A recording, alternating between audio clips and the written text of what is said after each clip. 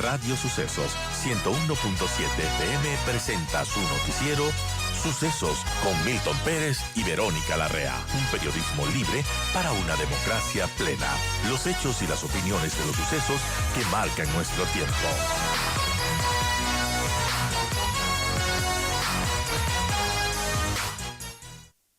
Daniel, gracias por acompañarnos. Aprovechemos estos minutos para que tú nos hagas un análisis del panorama electoral que ves en el Ecuador. Hay unas elecciones que no estaban en la línea política ni de los ecuatorianos ni de los mismos políticos. Será una cosa muy chiquita, muy rápida, más bien dicho. No creo que sea un número chiquito de candidatos. Todos siempre van a buscar que estar en una papeleta, unos queriendo ganar y otros queriendo solamente figurar. ¿Cómo la ves? Buen día. ¿Qué tal? Muy buenos días, un gusto saludarlos. Bueno, en primer lugar, una situación complicada y de conflictividad. Recuerdo cuando hace algunos meses, ya casi un año, estábamos en Ecuador en el medio del paro y la conflictividad que había suscitado, lo que uno se daba cuenta es que había en puertas una crisis institucional, pero una crisis institucional que parte de una crisis política. Y esto que estamos viendo y analizamos del Ecuador ya sucedió en otros países cuando ingresan a partir de los sistemas electorales presidentes en inicios débiles, ¿no? O institucionalmente débil a partir del acompañamiento del electorado. No nos olvidemos que el presidente Lasso sacó 19 puntos en primera vuelta para acceder a la presidencia, y cuando uno logra consolidar su voto para acceder a la presidencia, no por sus ideas, sus proyectos, sino porque no gane otro o para que no vuelva otro al Ecuador, bueno, rápidamente después eso se siente en la gestión de gobierno, porque el encuadre de la última elección presidencial, en el caso de Ecuador, no nos olvidemos que la segunda vuelta no estuvo sustentada fundamentalmente en ideas y propuestas para transformar al país, sino en contra de alguien. Y eso, como pasó lo mismo en Perú, por ejemplo, con Pedro Castillo, en contra, en ese caso, de Keiko Fujimori. Eso es lo que trae después, si uno no tiene una iniciativa política de integración social y de integración política a los distintos sectores del Ecuador, va generando eh, mucho más parecido al 19% que a lo que terminó ganando la elección. Y eso hace que si uno tiene 19%, el 81% no está de acuerdo, está en contra o tiene otras ideas. Y eso te va desgastando a lo largo de un gobierno. Y lo que queda claro es que se abren un montón de oportunidades en el próximo proceso electoral de Ecuador. No hay una definición clara de quién podría ganar, quiénes son los que van a correr. Tengamos en cuenta cómo es el sistema también después de segunda vuelta, las alianzas, los frentes, la cantidad de candidatos, la posibilidad de analizar situaciones como la de outsider, que también está funcionando, y en sistemas institucionales que están en discusión, ¿no? Si es el sistema institucional el que falla, o si son los políticos al final del camino, hace que haya que analizar el proceso electoral con lupa y que, vuelvo a decir, está abierto para cualquiera. Ahora, en estas elecciones muy rápidas, eh, los partidos políticos alcanzarán a buscar y definir figuras nuevas. Es momento de que exista la posibilidad de que aparezca un outsider o es momento de las figuras que ya están consolidadas.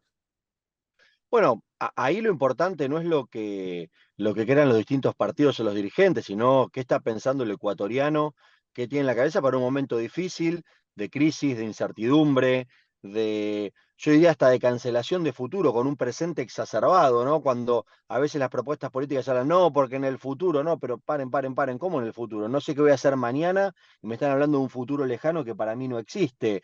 Entonces, si hay lugar en momentos de crisis, bueno, habría que analizarlo en profundidad. Yo creo que para los políticos que den seguridad, que den experiencia, que pueden conducir una crisis, que pueden tener liderazgo para ordenar y conducir un pueblo hacia un mejor estadio.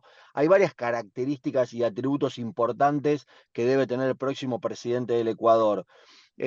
Está para eso, yo no creo que sea para alguien que sea un explorador y porque la gente esté enojada con los políticos y los partidos, venga, gane y le vaya bien, porque va a entrar rápidamente en una nueva crisis. Entonces, creo que eso es lo que va a estar en discusión en la próxima campaña electoral. Como usted muy bien decía, va a ser una campaña corta, va a ser una campaña compacta, de mensaje único. Y me gustaría analizarlo un poco más en profundidad, pero no diría que poner a toda gente nueva outsider puede dar rentabilidad electoral, porque después sabemos que en el Ecuador ha pasado en las elecciones, en las alcaldías, en las gobernaturas, hay multiplicidad de candidatos. No es que estamos hablando de un sistema bipartidario donde ya está la estructura del partido, hay un voto cautivo, un voto duro, y el outsider lo que hace es agregar un poco más para poder ganar. Acá vamos a ir a una contienda seguramente con una gran cantidad de candidatos en la competencia, que obviamente después entra en la gonal de la segunda vuelta, ¿no? Pero en la previa yo veo que esa va a ser la discusión. ¿Quién está preparado para afrontar una situación de crisis política, institucional y económica en un país? No sé si el outsider es la mejor forma, habría que estudiarlo en profundidad. Ahora, hay algunos nombres, por ejemplo, el correísmo, al margen de que todavía no decide y de sobre quién decida, seguramente parte bien porque tiene una base electoral muy fuerte, es la primera fuerza del país sin duda. Está el nombre del ex vicepresidente Otto Sonnenhorstner, que ha venido trabajando. Está el nombre de Fernando Villavicencio, un asambleísta que fue muy activo en este periodo que fue cesado. Y aparece un personaje que se llama Jan Topic, que lo capta enseguida el Partido Social Cristiano, que estaba en pleno declive y que parecería ser una boya de salvación. Una figura que aparece como soldado, combatiente en Ucrania, experto en manejo de armas, en temas de seguridad, que se identifica mucho con lo que la gente necesita y también habla abiertamente de ser un admirador de Bukele, por ejemplo. Quizá ese efecto pueda resultar en algo. Muchos dicen, no, eso ya pasó, fue pasajero, logró generar comentarios, hacerse conocer, pero ya ahí queda. Bueno, lo que tienen que tener en cuenta es que no es solamente una expresión única de un candidato, sino que tiene un partido político detrás que le puede dar contención. Y lo que acá deberíamos pensar no es a priori quién hoy es el presidente. A ver, ¿por qué? Porque primero hay que clasificar. Entonces, lo que acá habría que apuntar es quiénes son los dos que van a clasificar para la segunda vuelta. ¿No? ¿Quiénes son esas dos personas que van a entrar a la clasificación? Porque son dos campañas totalmente distintas. Uno es para entrar en esa gonal de los dos, y después viene una segunda campaña totalmente distinta que ya le habla más a la búsqueda de la mayoría de los ecuatorianos.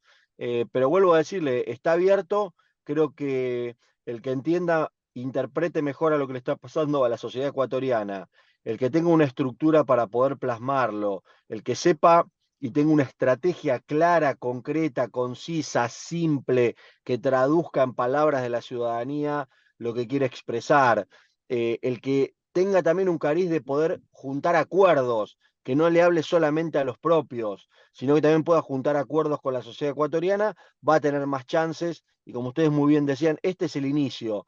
Si bien pareciera que va a ser una campaña corta, yo les diría que en el estado actual de incertidumbre, de conflictividad, de crisis, 90 días son una eternidad. Daniel, buenos días. Ahora hay que preguntarle la personalidad que tendría que tener el nuevo presidente del Ecuador y entre esos candidatos, pues hay distintas personalidades. Por ejemplo, hay quienes también dicen, no, el Ecuador necesita como un tipo Bukele o ¿cómo lo ve usted? Bueno, miren, esto no es una novedad que se hable de quiero tener un presidente como Bukele, ¿no? Sobre todo en lugares donde la inseguridad es un factor fundamental, pasa no solamente en el Ecuador, sino en muchísimos países. Eh, lo que digo que, vuelvo a lo mismo, ¿no? Hay que analizarlo en profundidad. Yo no simplificaría la política es bastante más compleja, porque si no, sería mucho más sencillo el proceso electoral que viene por delante en el Ecuador. Yo creo que va a tener una complejidad, que va a tener de perfiles, que cada uno se va a llevar, tal vez, y va a representar a una partecita. Acá la discusión es cuáles son las categorías de representación que están disponibles en el próximo escenario electoral de Ecuador. ¿Qué quiero decir con esto? No pensemos en candidatos, no pensemos en perfiles. Primero pensemos y estudiemos la conformación social del Ecuador, la gente que está dispuesta, hacia dónde va, el tema emocional, a quién estaría dispuesta a que los represente y les dé una proyección hacia adelante con certezas, con algo de novedad. Hoy lo que también es importante es que todo tiene que tener algo de novedad, inclusive los partidos tradicionales tienen que tener candidatos que aporten algo nuevo, que no sea más de lo mismo. eh, y creo que ahí va a estar la pulseada estratégica final de la campaña. Si ustedes me preguntan a mí qué es lo más importante para el próximo proceso electoral, la estrategia. Y la estrategia confluye a partir inclusive de la definición del candidato que pueda interpretar de la mejor manera esa estrategia. Y a veces no es el que más mide hoy, dice, ah, no, yo tengo más intención de voto y por eso tengo que ser. No, no, no nos confundamos. Una cosa es la intención de voto, otra cosa es la imagen y otra cosa es cualitativamente tu potencial de crecimiento, que es lo que construye la campaña a partir de una estrategia, como le decía, clara, simple, compartida, para poder obtener la mayor cantidad de votos el día de la elección.